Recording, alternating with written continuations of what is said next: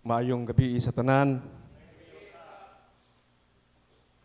Hapit na gyud moabot ang adlaw diin atong masudong ang kasakitan sa atong manunubos nga mao si Ginoong Hesukristo. Atong nadungog ang atong ebanghelyo ganina nga gibasa diha sa taliwala. Ug ato usab nadungog nga ang Israel nag-celebrate sila sa taliabot nga the Feast of Passover.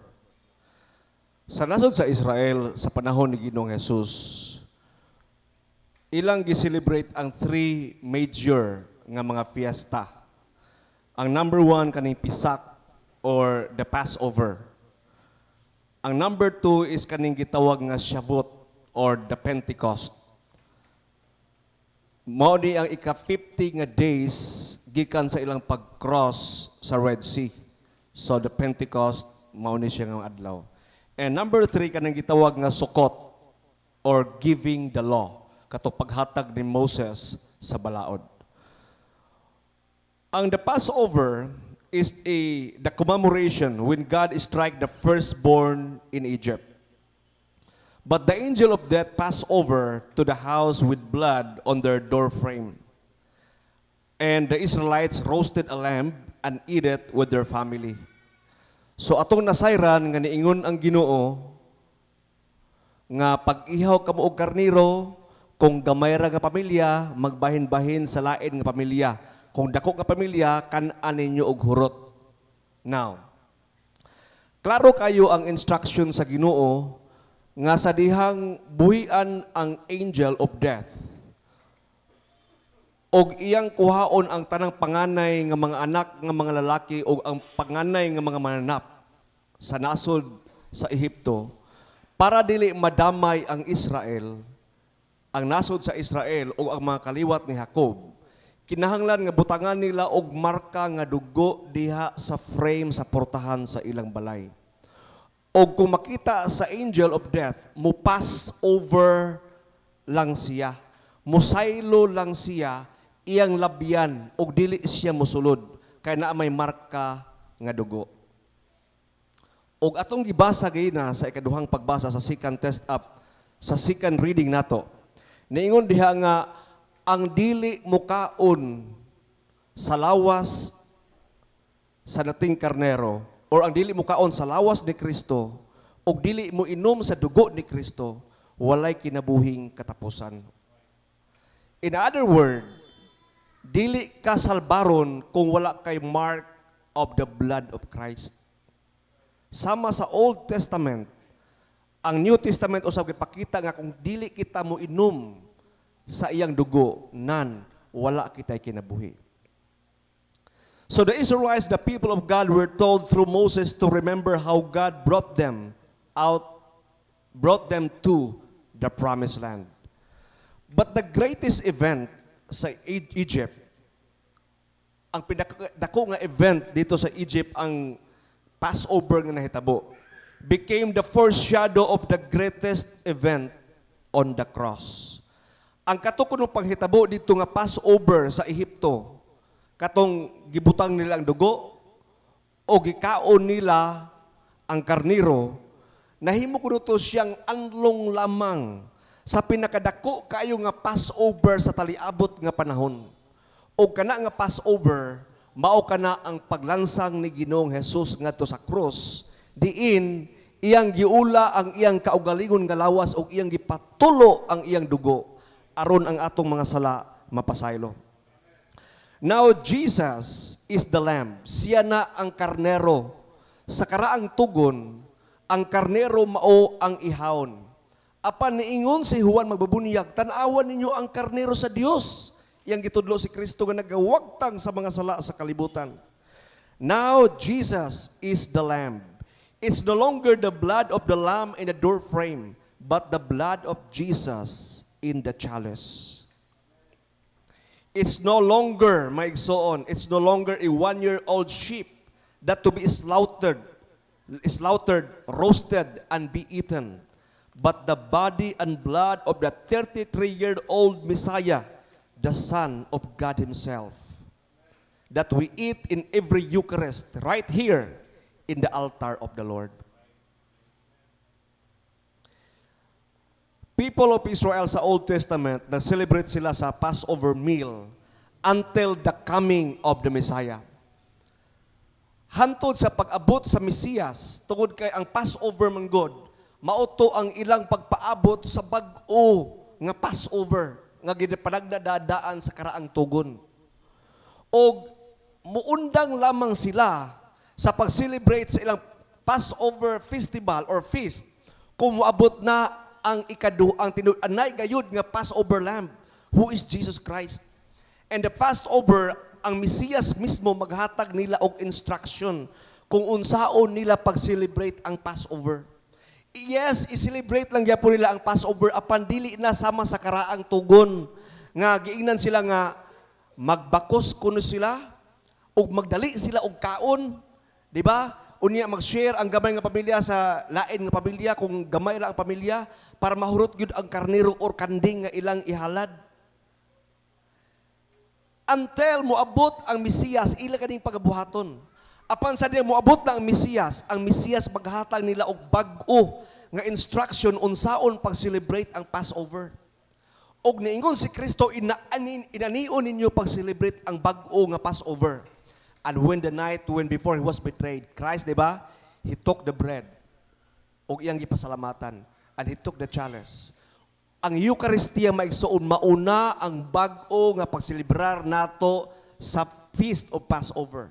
Mao bitaw moingon ta nga Christ, di ba? Karon kay bawal man ta, di pa man ta mo hallelujah, but hallelujah, Christ our Passover is sacrificed for us. Og butubak ang tao, di ba?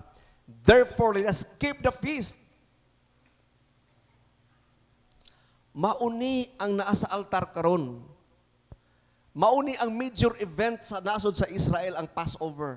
Apan gitudluan ta sa Mesiyas sa diyang niabot na siya kung unsaon pag-celebrate. And we celebrated the Passover through the Eucharistic table of the Lord. From the time of Christ onward, since His first coming, the people on earth will celebrate the Passover through Eucharist until the second coming of Jesus. So kini ang atong pagpangalawat mga igsuon, dili nato ni undangon hantod sa iyang ikaduhang pagbalik. And from that day on, we will wait for the instruction. Kay mas uba naman nato ang Ginoo kung unsahan sa atong pagabuhaton. That is why nga kitang tanan ang Kristohanon nga pagtuludan, we believe the second coming of the Lord to judge both the living and the dead. Mo kana ang atong gituuhan. Now, in our gospel, Jesus washed the feet of His disciples. Iyang gihugasan ang mga tiil sa iyang mga tinun-an. One of the duty of the slaves is to wash the feet of their master. O sa mga nga igsuon nga trabaho sa mga sulugoon, slaves, mao ang paghugas sa tiil. Apan gibuhat ka na sa Dios. Apan gibuhat ka na ni Kristo, iyang gihugasan ang tiil sa iyang mga tinun-an. In ancient days, especially during 1st century, they used sandals. Wala pa may mga Nike sa unang sapatos, mga Robertson, kanang mga Adidas, di ba? Wala pa na kaniadto. Panahon ni Kristo, no? 2,000 years ago. Sandalyas ang ilaan, they used to travel sa unang panahon po wala pa na-establish ang DPWH. Wala pa yung mga highway nga concreted, no? Sa una, kuan pa, kaning ang dalan sa una, bricks or stones. Unya, mostly kung mga remote nga places, medyo pagid mga swampy or pita-pitaon or abog-abogon. Labi ng Israel is desert o sabsiya, mixed with desert. So, the most dirty parts of human being, ang outward nga dirty parts is your feet, ang imong tiil. Mao na nga ang tiil kinahanglan na gid sa ritual cleansing sila nga when they enter into a household, number one, maghugas gid sila sa ilang tiil. Before matulog, maghugas sila silang tiil. Muadto sila temple, naihugasanan sa tiil. Before sila muadtong synagogue, enter into synagogue, naihugasanan sa tiil ug sa kamot. So ang ritual, ang cleansing ritual nila is part of day-to-day living sa mga Hudyo. And Jesus Christ, usa nga sulugoon sa mga slaves, is to wash the feet of their master. During the washing of the feet, Jesus didn't have, like in our time, we have the acolytes, di ba, na ay, kita karon kami mga pare, mahugas biyon yan, kompleto naman, di ba, na ay mag-arasa sa balde, na itig bukbo, na itig trapo. Si Kristo iya tanan. Siya to nagkuha sa pitser, gibakos niya ang towel, iyang gikuha niya ang, think of this, you try to imagine, gikuha niya ang planggana. Unya ang tiil sa iyang disciple, giyabuhan niya sa pitsil. Iya din gitrapuhan. Isa-isa ang 12 ka buok. Well, abot si Judas di ay, kaya man ito nahugasan siya, kaya nilakaw naman siya dito ang time. Kita, hayahay mo kayo, diba? Mga pare, organize mo kayo. Ako, itig trapo lang, buo trapo niya. Next, hugas, lain tig trapo, diba? Lain tig asas balde. So, kato Kristo, iya gito tanan. In the gospel, at first, si Peter ningon, Lord, ayaw ko hugas si Lord. Dili ko magpahugas, di mo si Kristo, sige lang, kay masayod ra ka sa kahulugan ni ini.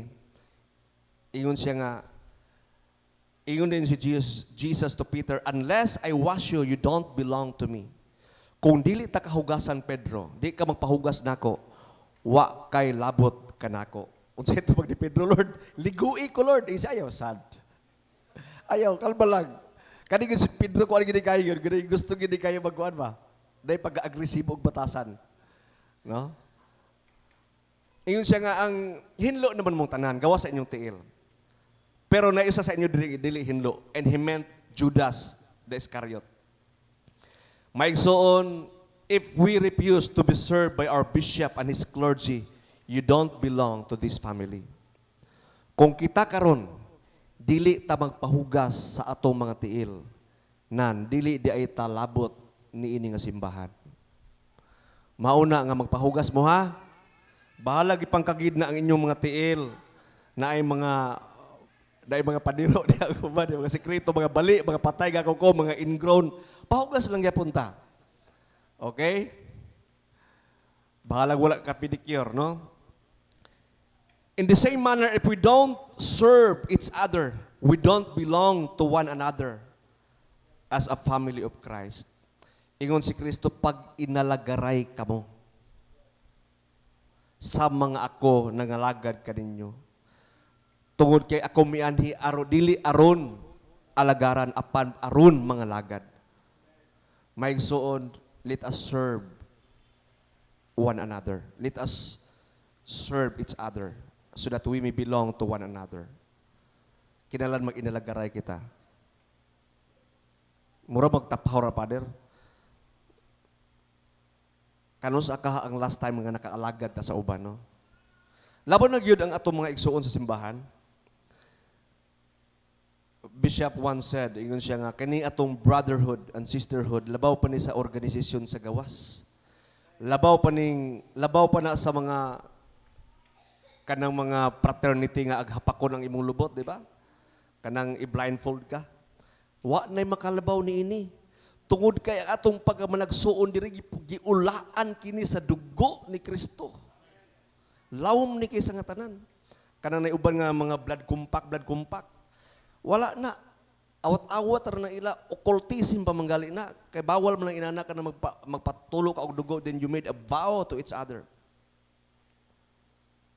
So, maigsoon, kinanglan nga, naay mga igsoon na to diri nga angay tabangan, tanawan ninyo. Then, para dili ka mag-glory to me, pwede i-course through ninyo ang inyong tabang sa simbahan. Pinaka-safe na siya.